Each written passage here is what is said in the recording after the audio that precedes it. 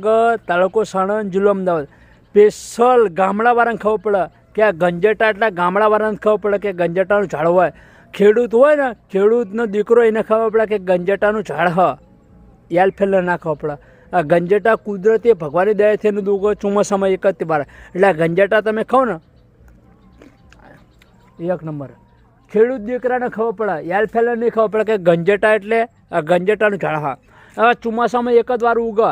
તમે આ ખાઓ ને સાહેબ, આ પૈસા લો ને તોય ના મળે. મને ખબર હશે કે હું ગામડાનો હું, બરાબર સાહેબ, કે આ વસ્તુ તમે પૈસા લો ને તોય નહીં મળે.